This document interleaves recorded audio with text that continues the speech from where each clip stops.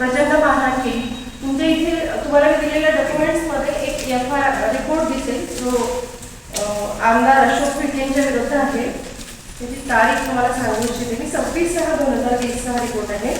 विठ्ठल नामदेवराव कोळे राहणार देवधरी यांनी अशोक रामाजी विखे आमदार रायगड विधानसभा व इतर असा एक रिपोर्ट दिला की त्या लोकांनी जशी मारहाण केली या संदर्भात आजही या तक्रारीवरती एकही गुन्हा नोंद झालेला आहे देवधरी पोलीस स्टेशनला, म्हणजे मडकी पोलीस स्टेशनला.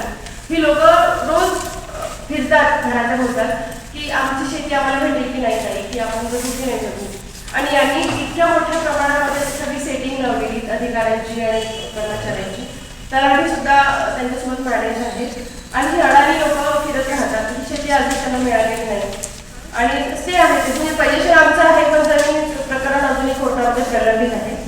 पण या सगळ्या प्रकारामध्ये आम्हाला हे म्हणायचं होतं की तुम्हाला जर कुठला व्यवसाय द्यायचा आहे आदिवासी विभागामध्ये, मी रायगड विधानसभा मतदारसंघातली आहे, तर तुम्ही व्यवसाय देण्यासाठी एखाद्या गरीब आदिवासीचं 2 वेळचं अन्न किंवा 2 वेळची रोजीरोटी तुम्ही गमावून स्वतःसाठी व्यवसाय करू शकत नाही किंवा त्या वर्षावर तुम्ही राजकारण करू शकत नाही.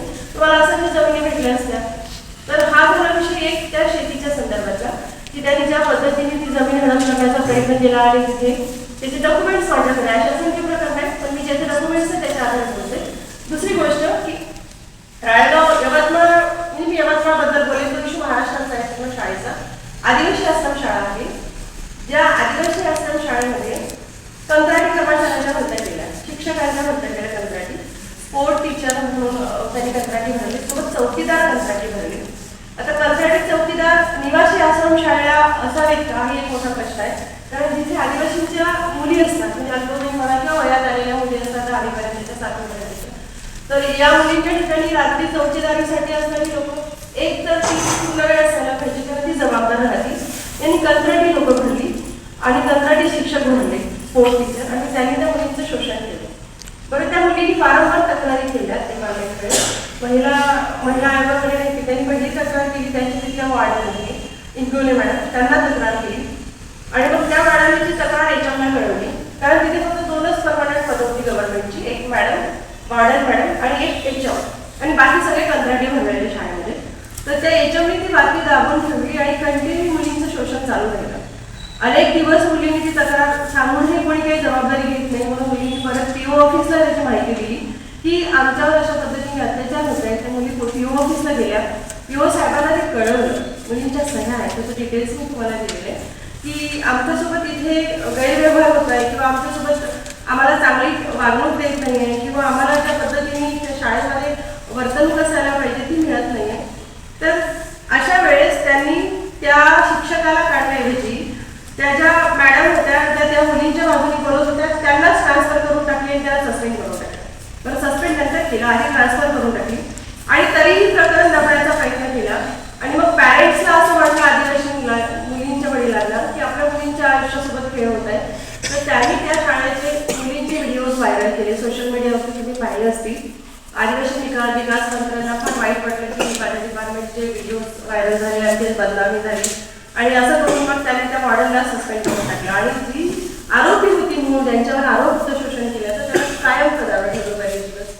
मग त्यानंतर त्याची सगळ्या सोशल माध्यमांनी दखल घेतली आणि मग नंतर याच्या लक्षात आलं की पोक्सो अंतर्गत गुन्हा होत आहे हा. लहान मुलींना तिथले शिक्षक अशा पद्धतीनं हे करतात आणि तक्रार केल्यानंतर त्याचे वरिष्ठ अधिकारी त्याची पाठराखण करतात. म्हणजे PO ऑफिस सुद्धा पाठराखण करतं, HM पाठराखण करते, चौकीदार आणि ही लोक त्या मुलींसोबत वाईट वागतात किंवा घाणेरडे त्याचे व्हिडिओज माझ्याकडे आहेत. मुलींचे चेहरे ब्लर केलेले आपण ऐकू शकत नाही, इतकं वाईट वाटतं त्या मुलींची अवस्था. आणि ही तक्रार केल्यानंतर त्या मुलींना शाळेतून TC काढण्यासाठी बाध्य केले गेले की तुम्ही आमची तक्रार PO ऑफिसला केली किंवा तुम्ही व्हिडिओ व्हायरल केले तुमच्या पॅरेंट्सनी तर तुम्ही अशा शाळेतून निघून जा. आणि त्या मुलींना आता तिथून TC काढून दिल्या जबरदस्तीने. त्या मुली दुसरीकडे शिकत आहेत, ज्या कंप्लेंट करणाऱ्या वयात आलेल्या मुली होत्या त्या. ज्या छोट्या मुली ज्याला काही समजत नाही या सगळ्या विषयातलं त्यांना काढलं नाही, पण ज्या वयात आलेल्या मुली होत्या 6वी 7वी 8वीच्या मुली, या मुलींना त्या शाळेतून विड्रॉल करून प्रायव्हेट शाळेत पाठवलं. हे कोणी केलेलं? शिक्षकांनी केलं. आणि जेव्हा मोठी बातमी झाली, पेपरवरती आलं, तर मग तेव्हा त्यांनी पोक्सो अंतर्गतच्या ठिकाणावरती गुन्हा नोंद केला आणि सह आरोपी HMला केला. परंतु हे सगळं दाबण्यासाठी जो प्रयत्न झाला ते मला आवर्जून सांगावंसं वाटतं की आपल्या ज्या पालन करते आहोत किंवा ज्या विधानाचे आपण गार्डियन्स आहोत किंवा ज्या समाजाचं आपण गार्डियन आहोत आदिवासी समाजाचं, त्यांच्याशी आपण इतकं क्रूरपणे कसं वागू शकतो हा एक मुद्दा आहे. दुसरी गोष्ट की तुम्हाला एखाद्या गरिबाच्या हक्कावरती पण गळांतर करावं असं वाटतं, म्हणजे तुम्ही प्रायव्हेट भरत्या करता आणि ह्या प्रायव्हेट भरत्या कुठेतरी त्यांचे लागेबांधे असेल म्हणून केल्या जातात, काहीतरी कंपनीला केल्या जातात. एकच कंपनी सगळ्या हॉस्टेल्सला सिक्युरिटी गार्ड कसे असू शकते? एक बीबीजी कंपनी अपॉइंट केली ऑल महाराष्ट्र, कुठे जातेच सिक्युरिटी गार्ड असतात. आणि यांची ही जी मनोबली चालत आहे त्यामुळे मुलींचं पण मोठ्या प्रमाणामध्ये शोषण होत आहे. तुम्हाला सगळ्यांना मला सांगावंसं वाटतं की ज्या जनावरांचे आपण रक्षण करते आहोत तिथे आपण रक्षण करते होत चाललेलं आहोत. दुसरी महत्त्वाची गोष्ट आणखी एक, मी 3च मुद्दे पॉईंट आउट केले आजच्या प्रेसमध्ये. त्यामध्ये तिसरा मुद्दा आहे की त्यांनी अशोक उईके साहेबांनी स्वतःच्या मुलीला यवतमाळ LLB आणि LLM झालं. आम्ही एकाच बारला ॲडव्होकेट आहोत. आता जस्ट ज्युनियर आहे, म्हणजे आम्हाला त्याच्याबद्दल काही नाही, तर नशिबाने तिला सगळं भेटलं असेल. पण डायरेक्ट तिला हायकोर्टला ब वर्ग समुपदेशक म्हणून नियुक्ती दिली. आणि ही नियुक्ती देत असताना काही क्रायटेरिया असायला पाहिजे की लगेच पास आउट झाला, एक्सपिरियन्स असायला हवा. तुम्ही ब वर्ग समुपदेशक म्हणून मुंबई हायकोर्टला जॉईन केलं आणि लगेच त्याची खूप मोठी बातमी आणि सगळीकडे खूप गाजावाजा यवतमाळ शहरामध्ये खूप मोठमोठे त्यांचे बॅनर्स लागले की मुंबई हायकोर्टला ब वर्ग समुपदेशक म्हणून अपॉइंट झाल्याबद्दल मोठमोठे सत्कार सोहळे पण अरेंज केले जाणार म्हणून. बरं ठीक आहे, तुम्ही करा, पण तुमच्या जागेवर म्हणजे तुमची पात्रता नसताना तुम्ही या पद्धतीने स्वतःचे मुद्दे किंवा स्वतःचं हित रेटत नेता.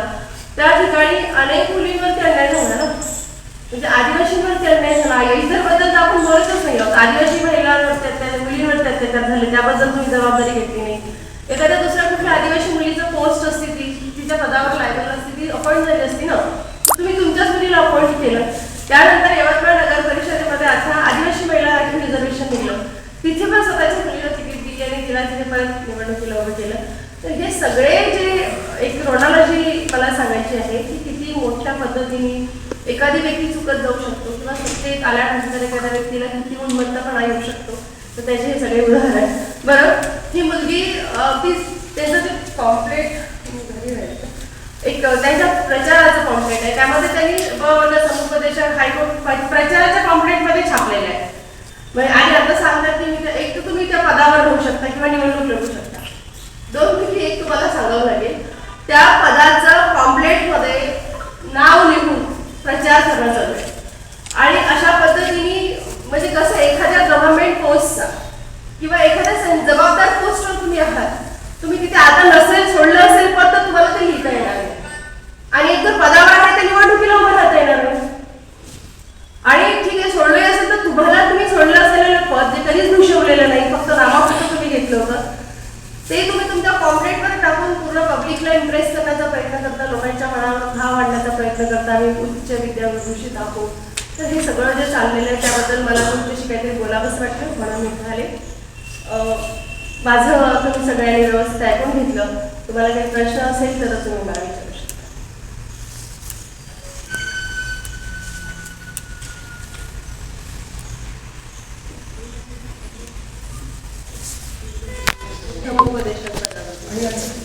आणि पदावर कार्यरत असताना तुम्ही निवडणूक लढू शकत नाही. याचा किती वर्ष जास्त झालं LLM त्यांचं 1 वर्ष. आणि एक्सपिरियन्सचा विषय तर त्यांनी यवतमाळ बारलाच प्रॅक्टिस केली आहे, त्याच्यामुळे आम्हाला माहिती की तोच एक्सपिरियन्स घेतला.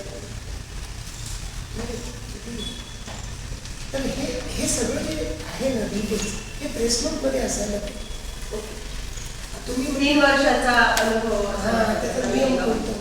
थोडा व्यवस्थित. आणि जर त्या पोस्टवर तुम्ही आहात कार्यरत किंवा त्या पोस्टवर तुम्ही समुपदेशक म्हणून काम करता आहात, तर तुम्हाला पोस्टवर असताना म्हणजे तुम्ही ज्या पद्धतीने तुमच्या प्रचाराच्या साहित्यामध्ये पोस्ट लिहिलेली आहे, मी या पदावर कार्यरत आहे. हां, प्रत्येक मी आणलायचं सोबत दाखवायसाठी.